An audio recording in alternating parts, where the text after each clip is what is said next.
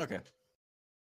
There's only 1 minute left, so we'll get the introductions and stuff out of the way immediately. Wait, what if First someone of doesn't all, join? stop. First of all, this is not an open forum. Please remain muted until there is a point in which I ask a question that has an open ending. So if you are interested in answering questions during this whole session, please put a little asterisk after your name, as you can see that I've done. What that means is that I may direct a question to you anytime throughout the lecture. Otherwise, please remain muted so that as not to disturb either my flow or anyone else's train of thought. What this lecture is going to be about is around communication. So a lot of the times, what the issues are that teams have are that they don't have a clear and concise approach to communication, which leads to, even if you have good play and good understanding of the game and good understanding of strategy, you aren't able to translate that into a workable format. This is something that's going to be very short. It's going to be 3 stages. Your personal communication as a coach, moving into how you translate that into your dealings with your team, and then finally how to create an environment within the team where communication is strong, and therefore strategy will be available for all. If you have any questions at any point during the lecture, please write them down or make a note of them, and then we can discuss them after the lecture. It's going to be about 45 minutes, preferably. We're going to keep it to that time. If I'm following my own rules, we'll keep it to that time, just so that everyone knows exactly what is expected of them. Now, let's see. Is it 9 o'clock? It is 1 minute past 9 for me, which will be 10 o'clock for you guys. So we'll start the lecture. First of all, introductions. I am Ozdoc. I've worked within the EULCS as an analyst. I've worked within the UK competitive scene, if you can call it that, as a coach, and I've worked within the Benelux series as a coach as well. Mute yourself. Do not unmute. I will kick you if you try to interrupt. If I direct a question towards you, that's different. Keep muted. Now, first of all, we're going to be talking about your personal communication as a coach. Now, I have been aware of some coaches on Learning Fives in particular that have extremely good knowledge, but they lack the ability to translate that knowledge into a workable format for their teams. Mostly down to a lack of efficient communication from them and a tendency to run on situations, run on with ideas that are not applicable to the point at hand. So first of all, for the first stage, we're looking at the personal development of your own communication. There are several barriers to someone being confident in their own analysis and someone being confident in their own ability to command the respect of a team. The first thing is obviously anxiety. A lot of the people that you'll be dealing with during your gaming career, let's call it, and your career as a coach will deal with some form of anxiety or nervousness and situations like that. The first way to move past that barrier and be confident in your own ability is the application of mindfulness techniques. Now, some of you may know what mindfulness is, some of you may not. What it is it's a set of mental abilities. Well, I say mental abilities, that makes it sound like a superpower, but it's a set of a structure in which you can focus your own mind onto the things that you want to have done. That's a very bad way of putting it, but that's why mindfulness is there. People like Weldon, if you're aware of Weldon, a key part of what he does with teams is the implementation of mindfulness techniques in order to build that confidence and build that put that structure in place that people are confident in performing in a team environment. So when you're dealing with things like anxiety, with nervousness, you pull everything into yourself, give yourself time to relax, give yourself the ability to look at things critically and logically, and then move forward from that point onwards. If you continue to run on sentences, if you continue tripping up over your own words, people are not going to be paying enough attention to you. And the key thing about coaching a team is making sure that you have engagement from your students or your players, depending on what you want to call them. I'm going to go with players just because I have more experience in outside of a student environment. So with your players, the main thing is to make sure that you are engaging them at all points. If you are wrapped up in your own head, you're not going to be able to engage them fully. The ways that we kind of, obviously I've already talked about mindfulness, but the ways that we make sure that we are aware of our own thoughts and aware of what we're doing is obviously the use of taking notes. Like you take notes, you note down exactly what you want to discuss within the confines of what you're looking for, and you refer to your notes constantly. Now, what your notes are not, they are not a set structure, they are not the only thing you read off. So when you take notes, you make sure that they're shorthand, that they remind you of what you need to say, that they remind you of what you're looking to get out of a session. You don't just memorize them and just read off them, because they're there to be pointers for you to remember what to say, what to do, and to bring yourself back if you start, following the trail of a discussion too far. The second thing is obviously confidence. So if you're not a confident speaker, obviously we talked about mindfulness, but if you're not a confident speaker, you're going to lose people along the way. When you're dealing with egos, as the higher up the chain you get, the more egos you'll start encountering. If any of you have ever had any amateur scene experience outside of Learning Fives, you'll very quickly realize that there are some people that have egos that cannot be justified.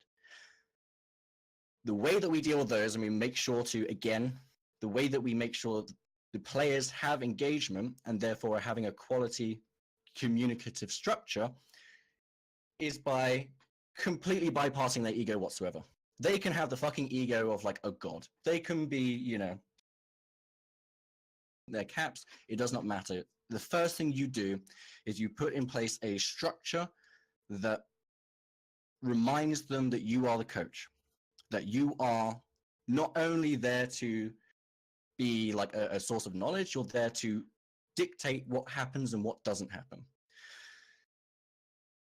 In terms of bypassing it, what it means is that they can be as egocentric as they like. When you are speaking, no one else speaks. So even in this situation where I've got you all in a room together, we could have an open forum where everyone is discussing things left and right. Do you think this is good for communication? Do you think this is better? The reason why it's not like that is because I am lecturing you. I am confident in my own ability to speak, and therefore I am dictating the pace of the conversation. That is a key point to making sure that people will look to you as a unifying structure, as a unifying figure. Whereas if you decide to have a more open format, some people will not listen to you because of their egos. Some people will listen to you, and you end up with fractures within the team that shows within the in-game communications. So getting that confidence and sticking to that confidence is a major factor in being an excellent coach. Like I just said there, the discussion between open format, an open format style when you're discussing with your team versus a directed discussion while you're coaching. So there are times at which it is good to have an open format, an open discussion, because you're trying to pull information out of your students, out of your players. You're trying to get them to, you're trying to understand their point of view and try and explain that to the rest of the team in order to have a good team structure. That does not work when you haven't already put in place a directed discussion approach. So a directed discussion approach, just like I said with this lecture, if I have a question that I need answered, then I'll direct it to someone. So if I think that, oh wait, none of the asterisks show up because you all joined before that, whatever. If I think that there is a question that one of you will be able to answer better than others and will have a different viewpoint that I want to have displayed, then I will direct my question to you. And in that way, I control the pace of the conversation. I control exactly where the lines of thought go. And in that format, I'm continuing to control and direct the discussion, whatever happens. It does not matter if there is an ego. It does not matter if someone's being a little bitch. It does not matter if someone is unable to follow what you're saying. because you are directing them to the point that you want to have made. So if there is a situation in game where I go, okay, now did you think that was a good play to make because of XYZ? Did you think it was a good idea for a level 4 Yasuo to go in on a Syndra that's level 5? You don't have level advantage, blah, blah, blah. Did you think that was a good idea to take that trade? And the player goes, well, no, but I did it because of this reason and this reason.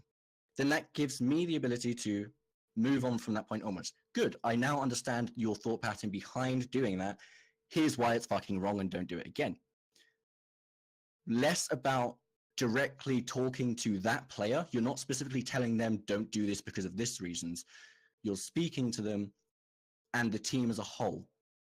You're telling them, make sure that you keep these things in mind the next time that you go in for a trade, the next time you do, etc., etc., etc. That is about directing and controlling your discussion.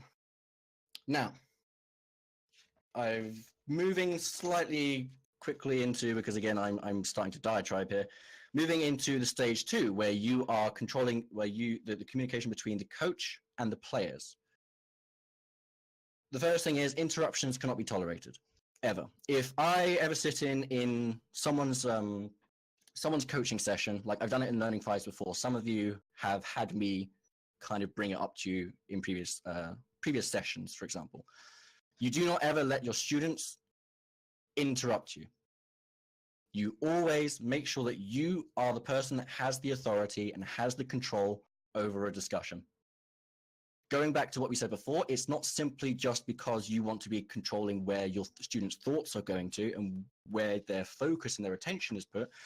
It's also just because if you don't have respect and you don't have the authority to control a team situation, you are a glorified babysitter. And a glorified babysitter does not benefit anyone, because a babysitter is not expected to, improve a child. They're there just to look after them for an hour and be like, hey, your baby's not dead. Great. You are there to facilitate the development of players, whether that's in Challenger leagues, LCS leagues, or whether it's in Bronze. It doesn't matter. You're there to facilitate development of players. If you do not have the respect and authority deserved that you need, then that's not going to happen, because they're just going to bypass anything you say, and the attention that they focus on you is just not there. A human has an attention span. Now, this is not full numbers, but in a non-empirical study, a human has an attention span of 10 to 20 minutes. So even halfway through this lecture, I'm going to lose maybe half of you. The way to continue to bring back attention to yourself is to maintain engagement. Shut up, Casey. Is to maintain engagement by directing the discussion, directing the conversation, and making sure that that is done continually. If you do it once and you don't do it the next time, you're fucked. If you do it all the time, it's great. The second part, obviously, is try not to be too personal with your students. It's very hard because a lot of the people here, obviously, are of an age in which, maybe they come to Learning Fives in particular because it's a social setting as opposed to a full professional environment. But if you are aiming to be a professional coach or aiming to be working within a professional team in the future, you need to make sure that you do not have personal relationships with your students. And I don't mean simply don't date your students, because that should be basically a no-go in the first place. But what I mean is do not allow them to see you as a friend. In the same way that if any of you have done high school sports, I'm going to use American terms just because it's easier. If any of you have done high school sports, your coach is not your friend. You will go to your coach because they're a figure of authority and they may be able to help you in some situations, but you don't go to them and expect them to be your friend. You don't go to them and say, hey, did you see that movie last night? Because it doesn't work like that. Mostly because of the age difference. Obviously, as a high school student, you're not going to go up to, your 50-year-old coach. Please mute whoever that is. You're not going to go up to your 50-year-old coach and be like, hey, want to go out for a drink? However, it happens in all cases. Even if you are younger than the people you are coaching, make sure you do not have a personal relationship with them, because you will lose respect and therefore lose the ability to direct their development. Which is, as we said, if you're not directing their development, you are a babysitter. So maybe we should rename Learning 5's coaches to babysitters at this point. Key term, I've already mentioned it, engagement. So who wants to be the person that tells me what engagement means? What do I mean when I talk about engagement with your players, with your students? Someone unmute and tell me, because the asterisk thing doesn't work apparently. All right, Kurain. I don't know how to say your name. Unmute and tell me what engagement means.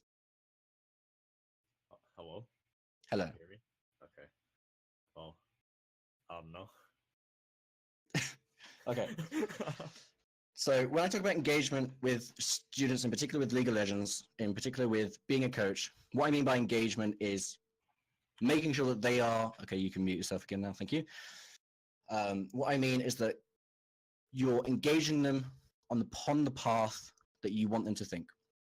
I keep referring back to it and I will continue to refer back to it. You are engaging them and forcing them to think in the way that you want them to.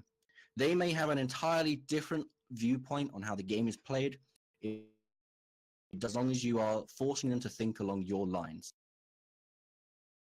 Okay, Casey, unmute, and what is your substantial point to add?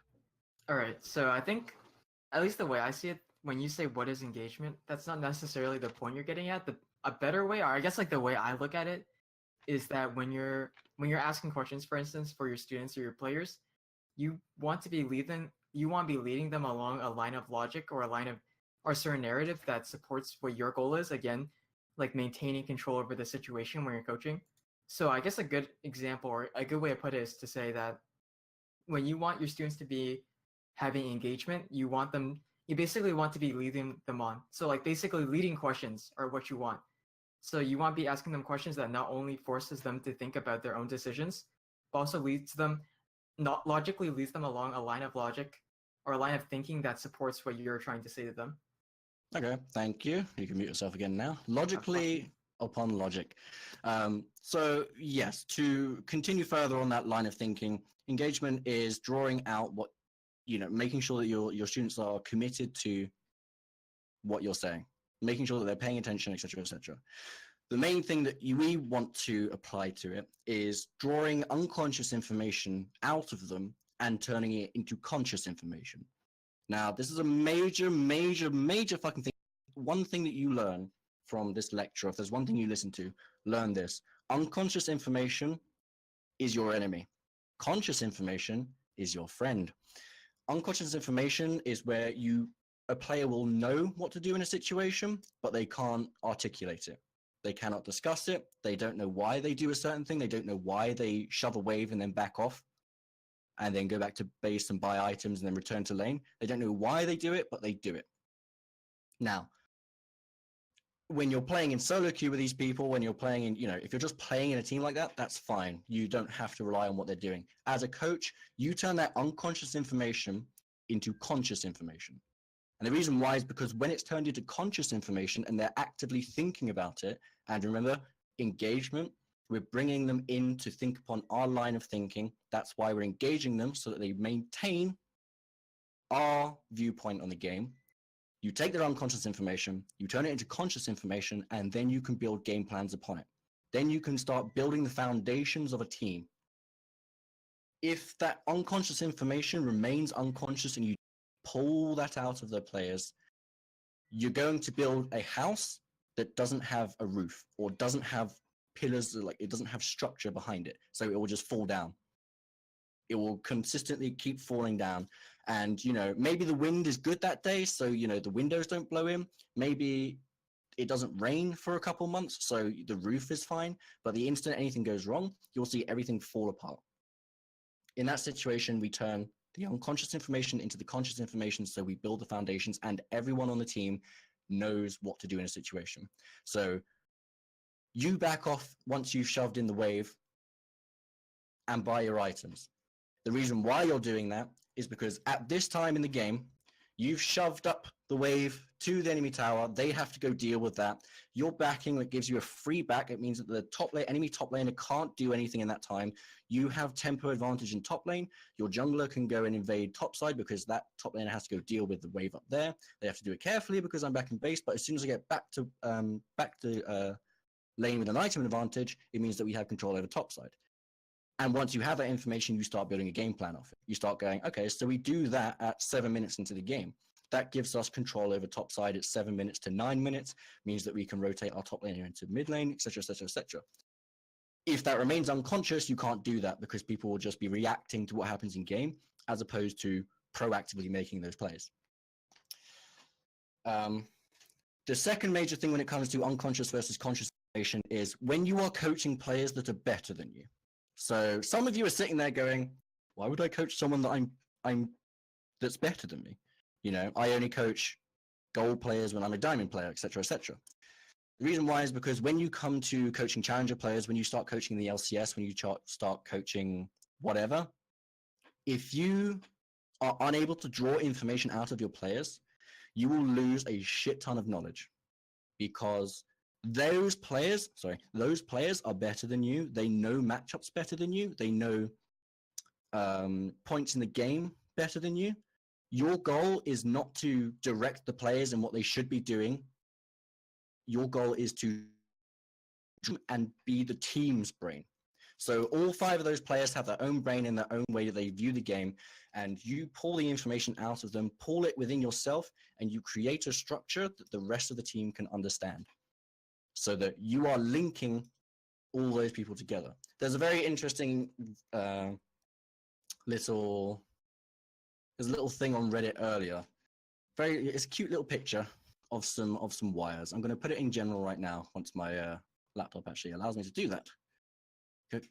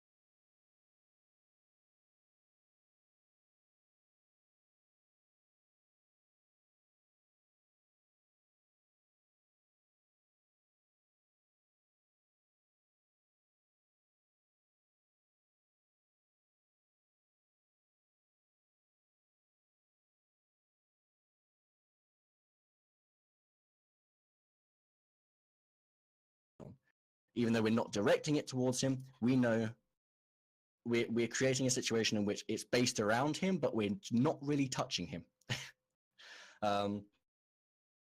There are situations where that will occur, and you need to make sure that you are able to look at the emotions and hear the emotions of players when they get into those situations, because it happens to everyone. Everyone will tilt, and you still need to make sure that you are forcing discussion and forcing improvement and making sure that development occurs. So, main things to start looking at when we are starting to look from the coach to the team environment is that there's a basic expression of what we need to do whenever we have at every stage in the game, there's a basic expression of what we need to do. It's you look, you understand, and you apply. This is out of game. In game, you've got to make sure it's shorter and make sure you're reacting properly. The first thing we do is we talked about foundations before. The information gained through good engagement will lead to good information in a game plan. When you've set up your game plan, you make sure that everyone understands it. You make sure that everyone understands their role within a team comp. You make sure that everyone understands what they're doing at a certain point. You cannot prescribe to, you cannot put people in boxes. Like, you cannot have a game plan that tells them what to do at every point during the game, but you can create a situation in which they understand what to do from stage to stage, and then there is room for adjustment. Yeah, I know the cat is there. I can hear it. You're derailing me. I've lost it. Yeah, so you create a situation in which they know what they're doing at all points in the game because of the game plan. And they're aware of their role. And more importantly, they are aware of everyone else on the team's role. If you are aware of your own role in the team, we'll put it down to solo queue terms, right? If you're aware of your own role on a team, you go in, you're playing mid lane, you go into solo queue, you've got casted, you know that your role is to not die in lane, start scaling up, take over mid game to late game team fights, blah, blah, blah. That's your role in the team, you know. The rest of the team doesn't know what the fuck you're doing. They'll just assume that, why aren't you winning lane? You're casted, you know, you should be winning lane, blah, blah, blah. It's not what happens because they don't know what your role in the team is. In a team environment, that is not excusable and will 100% always be on you if you fuck up and the team does not know their role in the team comp. There are adjustments that can be made, like if you make last-minute adjustments to a draft, they still need to know what their role in the team comp is. If they do not know the role of everyone else in the team, they will be expecting things that can't happen, and cannot happen. And your entire team comp and your entire game plan starts falling apart. So the first thing that we do is we make sure that the players know what their role is within team comp. Then we make sure that the players know what everyone else's role is in the team comp, because as it turns out, it's the team game. Once you know that, then we start working to the basic expression of look, understand, and apply, which basically works down to, I put it a different way. I put it down to identify, apply, and refine. Look, I'm sorry, I can't stop the cat. It wants to come in the room. I'm not letting it in the room. But identify, apply, and refine are the core tenets of cycling your communication within a team. So I've got 15 minutes. Okay. So identify.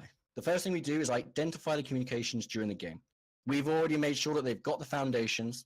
We've already made sure that they understand their role in the team. We understand that they know the role in the, they understand the other player's role in the team.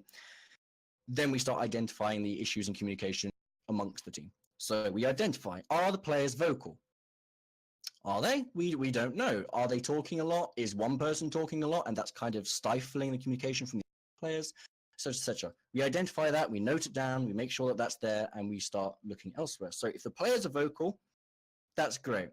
We will immediately move on to the refinement stage, and then we'll move on to the apply stage. If they're vocal, great. If they're not vocal, then we need to encourage them to be vocal. Again, that comes down to the engagement, and it comes down to encouraging a stream of consciousness style when it comes to communication. until they're confident in their voice. Some people will always naturally not talk. There'll always be a quieter person. That's fine. As long as they are communicating what's going on in the game and important information such as the enemy are pushing up, the enemy, jungler's missing, blah, blah, blah. As long as they're communicating that and you make sure that everyone has a stream of consciousness style to start with, then once everyone is talking, we can start refining it down. We can start cutting out the extraneous information. We can start focusing them on what should be communicated and what shouldn't be communicated. But it means you get that communication going at the first place. Do not worry too much when you have a team and no one's talking or everyone's talking too much, because you want to be sitting in a situation in which you can't hear yourself think because everyone is talking too much. And you lose a couple of scrims at the start because everything's fucking everywhere. That's great, because you can cut it down. You can turn it into, you can get more efficient. You can get more information out of the game. Keep doing it. Once that stream of consciousness style has been created, then we start using the refinement. So we move to refinement. Once they're vocal and once they're using the information, start adapting in game. We apply the same ideals that we have as our personal development as a coach to the game. So we start cutting down on extraneous information. Instead of using 17 words to describe a situation, 5.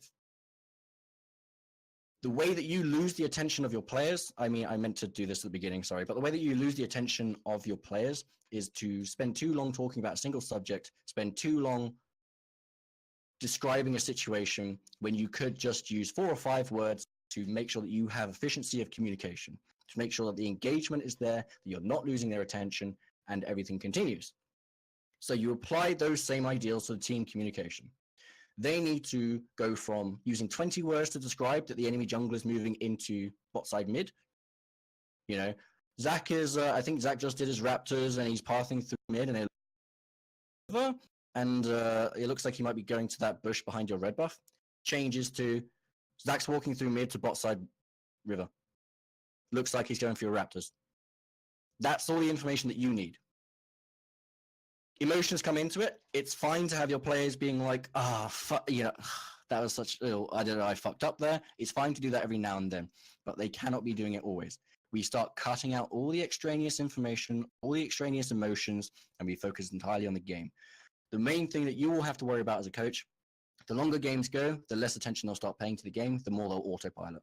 We always have to refocus them in-game to make sure that they are looking to the game plan, maintaining structure within their communications, and applying that to the game state as it is. You go from early game to mid game to late game, or you can break it up to early mid, early late, and all that kind of shit. As long as you find a structure that works for you and your team, and they refocus entirely. If they have a short attention span, you might want to do it in 5-minute blocks. If they've got a longer attention span, you might want to do it in 10-minute blocks. But you have to put that structure in place so that they refocus and they retarget what's going on in the game. Give them markers, give them the ability to see that something happens and therefore they should be doing a certain thing. X thing happens, Y thing, we should be doing Y thing. And continuing that cycle over and over and over again. Cannon minion wave has spawned. We should be doing something on this cannon minion wave. What should we be doing? Well, let's think about the when your coaching comes in. That's when the strategic aspect comes in. They should be doing this. It doesn't matter because we're working on communication. As long as you give them those markers, then we can start putting the blocks of information they need. Start drip feeding them like the little tiny babies they are. So, the cycle comes from we identify the communication style that works for our team. Again, Machiavelli, if you've got questions, please wait until the end, make a note of it, etc., etc. The cycle aspect of it comes into we identify communication style that works for our team. Now, you might have a team that works like 5 people so beautifully, beautifully in sync with each other. They're souls that have been together forever. They should just get married and live in a big house together all times. Their communication is that good. That's not going to happen for you. That's a fantasy situation if ever I fucking heard one. What you're likely going to have happen is 1 or 2 vocal people, 3 people that don't say shit. The communication style from that point is you start, once you've gone through the previous stages, once you've applied the knowledge to them, once you have refined the knowledge, then we work out what the style is. Do we have a single shot caller? Do we have 2 shot callers? Do we go for the bromance style? Thank you. Do we go for bromance style communication? It's up to you. It's up to what the team feels is important. But once you've identified it, then we start applying the first tenets of the, what do they call it? Of the identify, apply, and refine technique, and we apply that again to the next stage. And we keep refining it and refining it and refining it until it is perfect, which is going to be never, because people are people. So you identify the communication style that they have once you've made everyone vocal. Then you cut everything that doesn't apply to that style out. If you've got a single shot caller and they need all the information fed into that single shot caller, then you make sure that everyone else on the team knows that. You make sure that the only thing that they communicate is enemy jungler is here, lane is pushing up here, and the single shot caller takes that information and goes, okay, we should be doing this now. If you've got a more consensus style, that information is still there. You want everyone to be more communicative. Everyone then decides this is what we should do based on the game plan. And you refine that and keep cycling that and cutting out everything that's not relevant until you are able to beat everyone, essentially. The key terms that we want to take from all of this is you want to engage and validate player opinions. So when you are just, my God, cat, please. When you're discussing things with players, you engage and validate them. So you engage them, you draw their opinions out of them, you draw the unconscious information out of them, you turn it into conscious information, and you validate their opinions. It may be, validation does not mean you agree with them entirely. Validate means that you listen to them, you accept what they're saying, and then you tell them that they're an idiot. And this is why they're an idiot. Your communication style, in order to do that, and in order for your players to feel confident in discussing such things with you, must be confident and efficient. You've got to make sure that you are using 5 words, not using 20 words to say what 5 words could say. Don't take this lecture as an example of it, because I like to go on. But there's always a situation in which you are constantly trying to develop yourself and constantly applying the same ideas to yourself in your own style. Other main thing, remain in control of discussion at all points. Direct it. Make sure that they are looking to you for what they should be doing next. Making sure that they are not doing things outside of you, going past you. Making sure that they're not bypassing you in any way, that they are looking to you for direction. Okay. I think that's vaguely what I wanted to do. I've got notes, but I'm not going to look at them because, I'm starting to diatribe. So, in this last 5 minutes, I would like any questions. Please put them in general. If you have a question, I know Machiavelli had one earlier. Now is when we will be discussing them. You may choose to unmute in about 5 minutes if you wish. So let me just look at Machiavelli's question very quickly. There we go. Coaching question. How to deal with someone who just says, well, my high elo countering what you say every time you give criticism. So in a situation like that, what you don't have is you're not maintaining authority. So it does not matter what anyone else says outside of game. If he refuses to listen to you, then he can fuck off. You remove him, and you make sure that you bring someone in who does listen to your authority. Like, there is a certain mindset where it happens even in LCS teams where have academy players go up to the main squads and they'll still listen to their academy coach more than the main coach. So they'll kind of backhand coach, and it doesn't work out. And that's why subs are kind of messy when it comes to the LCS team. So either remove them or make sure that they know that when in the team environment, you are talking about the team environment and only that. If they want to have information on solo queue, fuck them. They can go and find someone else for solo queue. For the team, you are daddy. You are king. It is your kingdom and you rule it, and they always look to you for direction. How would you reestablish leadership in that?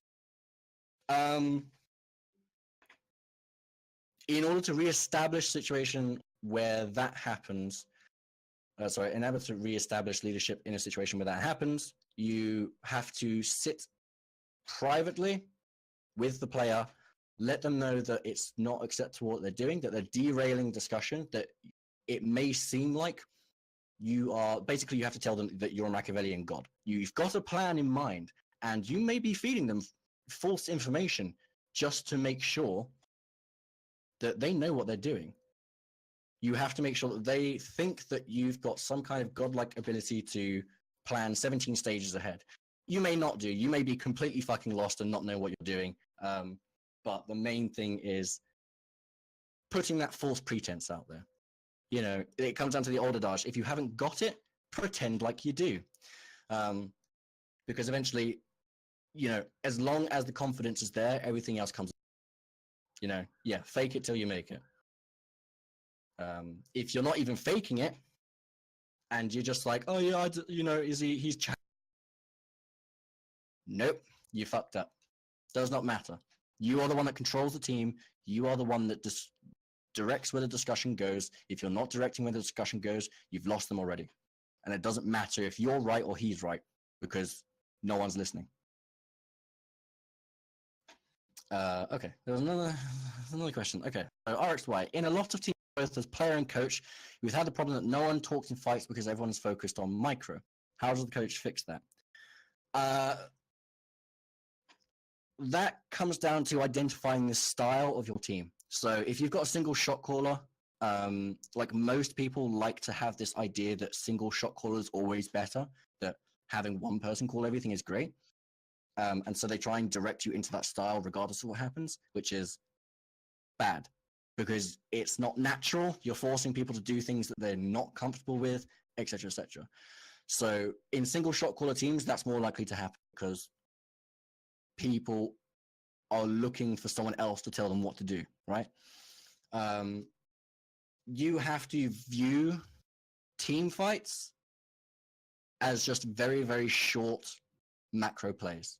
You need to make sure that everyone knows what they're doing and what's happening from the enemy team. So it's kind of difficult. It's one of those in-depth questions that depends on what team you ask and who's doing it. But the main focus, the main thing from it is if you've got a style where one person's supposed to be calling everything, then you need to make sure that they are able to do that. That's a very fucking messy way of saying that. What am I doing? Let me just refocus. Remember, refocus. We use the techniques on ourselves. Yeah. So in those situations where you're looking at micro, everyone's too tunneled on micro to be discussing what's happening. You've got to practice. It's 100% practice. Like you'll have teams that don't do that, and you'll have people that don't do that. Like the Benelux team that I was coaching, they didn't do that at the start because they were all too busy clicking on their mouse and stuff. Until you tell them to do it every single time. You tell them, yeah, they're just too busy clicking, they're not paying any attention, so you'll have these periods of like in communications where everyone's got good communication, then they have a team fight and everything fucking drops. No one's talking about anything, no one's talking about cooldowns, no one's talking about positioning, blah, blah, blah. Comes down to practice. And single shot caller styles are not helpful when it comes to team fight communication, so you have to individually practice it. That's where scrims come in helpful, because if you have you're like, hey, can we practice team fights? Whether the opposing, you need to continue doing that. Miguel, at LCS level, do you think a coach's ability to communicate and allow his team to communicate can allow a team to perform better, even if faced against a team who's objectively better? What? I skipped a question. Oh, sorry. I'll move up. Vinter. Where are you, Vinter? Where the fuck is your question? What do we do when? Yes, thank you. Shut up, Casey. What do we do when there's no yes, no answer? Say a debatable Baron call where we can't know the answer for sure, but a student insists that he's in the right. So it does occur very frequently in that there are like kind of 50, and it's kind of up in the air on what was the right decision or not. The main thing to take from it is you look at the game plan that you had before, you look at the team comp that you have, You look at everything, the pre-game that you've had, and then you apply it to that. So you break it down piece by piece. You start going into the minutia. Again, don't go too far down into minutia, because if you start getting caught up in too much micro, you lose all sense of what's happening elsewhere. So you go, this play occurred at this time. You guys committed to this Baron. Now, if we secure this Baron, what do we get out of it? We get 3 towers, we get control over Elder Dragon, we get an inhibitor, so 3 towers, inhibitor, Elder Dragon control. If we lose this Baron fight, what happens? We lose the game. In that situation, you go, okay, let's weigh these up. Losing the game, that sounds pretty bad. And you start working from that point onwards. You go, so here's the big macro picture. What we get from this fight is 2,000 gold. What we lose from this fight is the game. Now, here's different things that you can do in that situation that will get us that 2,000 gold, but not lose us the game. And you just try and do that. If the student continues to, disagree with you, then you cut the discussion. Because if you continue to debate it with them, if you spend an hour debating a single point with a student, you lose control over the discussion. They are now controlling what everyone else is discussing and where their attention is. You spend 5 minutes at best on a single point, unless you feel like there's very, very important stuff to take from it. 5 minutes on a point, you move on if it's not working the way you want it. If they continue to disagree with you, it's fine. Doesn't matter. Just move on.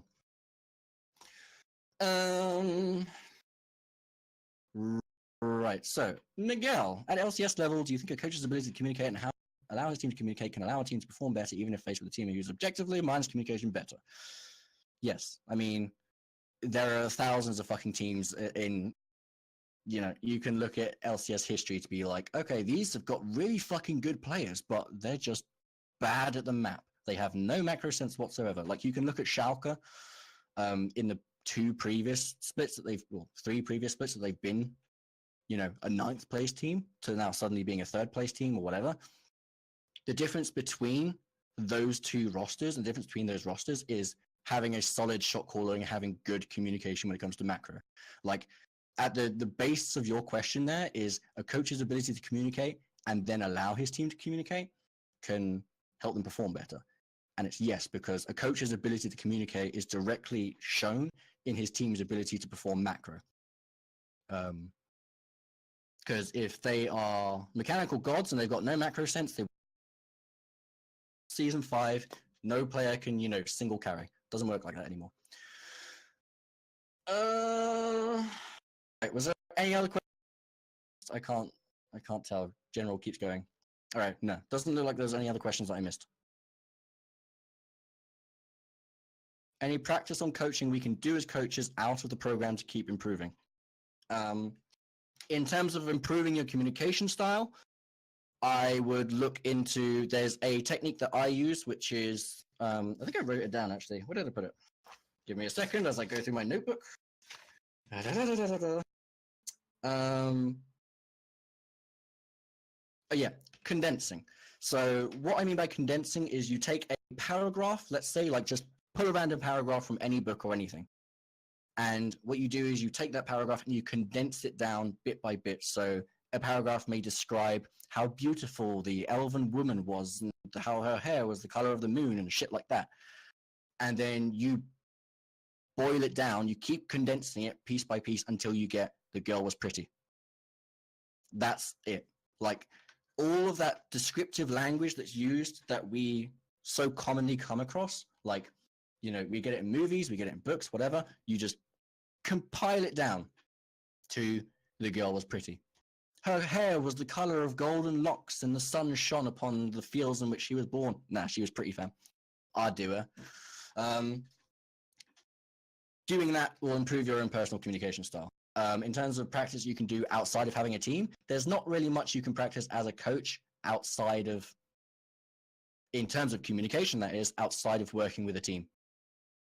You can work on your analytical knowledge, you can work on your strategic knowledge, you can work on your understanding of macro and micro and blah, blah, blah, just by watching VODs and shit like that. In terms of communication, Not really. You need to be communicating with someone in order. Like me and Casey, literally, like when games happen, we kind of just sit and bullshit about games. You bullshit. Well, okay.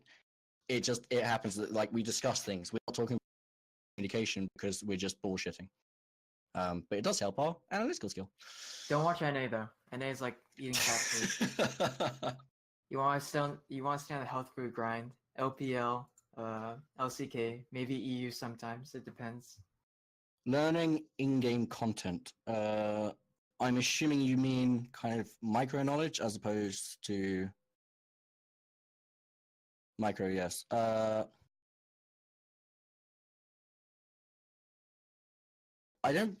It's kind of difficult. I've played the game for so long that I just have and kind of just a background of knowledge in it. So that's one of the things that I have a weakness for, that I can't really help you with that.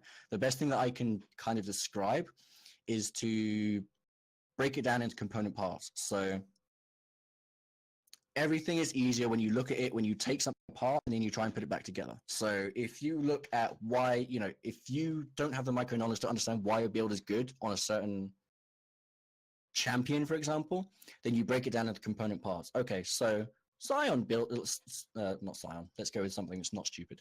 Fuck it, let's go with Sion. So Sion doesn't have to build HP because he's got built-in HP growth in his W, and he's got very high HP growth and all that kind of stuff. So therefore, he can go for just early resists. And if he farms well in lane, it means that he has an earlier spike than the other tanks in the game because he's got very high base damages. He gets free stats out of his W as long as he farms well, which means that he goes into mid game with the technically inefficient items that only give magic resist and he does well off them because he's already got the HP to back up those tank stats. And that's just like a basic breakdown of this is why Sion is decent. And if you apply that to everyone, here's why a certain AD carry is good, because the spikes that she has are with this Infinity Edge that has 80 AD and doesn't have crit and all that kind of stuff, comes in as a third item, means that she's really strong, etc., etc.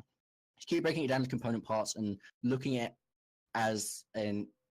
the parts individually, then start trying to apply them to the map as a whole.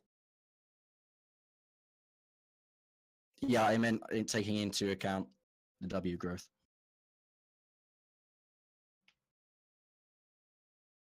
How does someone get into coaching LoL as a living?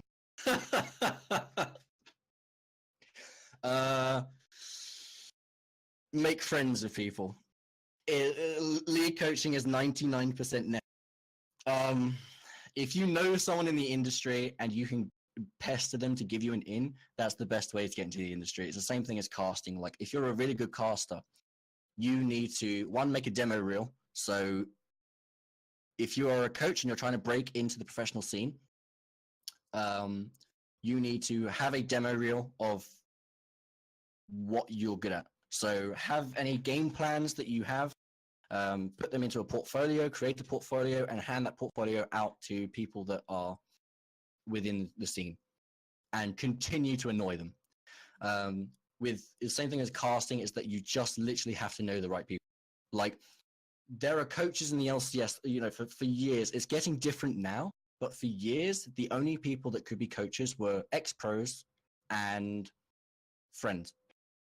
Someone called Leviathan coached Gambit and Alliance in like season 3, and he was fucking garbage. And the only reason why he kept getting on teams is because he knew the right people. There's someone called Bloomigan who works in the EU scene as a coach, and he is garbage. And the only reason he keeps getting teams is because he's friends with people. Don't quote me on that, by the way, because I need those people for my jobs. But it's literally nepotism. Be good, create a portfolio. Peter Dunn, for example, had a YouTube channel where he did games before he became a coach. So you can go look at what he did and see what happens there, but you just have to know the right people. Recorded and uploading to MySpace. Okay. Are we good? Any more questions? Last questions before we leave, because it's been an hour. The children are silent. This is good. Okay. Thank you all for coming. This was just a short lecture on communication. Obviously, if there's any in-depth questions you want to have answered, add me afterwards. I'm happy to discuss things in general with people. If you ask me annoying questions, I will just ignore you. But some things cannot be condensed down to 15 minutes and 45 minutes. So if you have other questions, please ask. I may decide to do more of these on different subjects in the future. So if you enjoyed these, please let me know and I'll continue. If you thought it was shit, please let me know and I'll improve. Because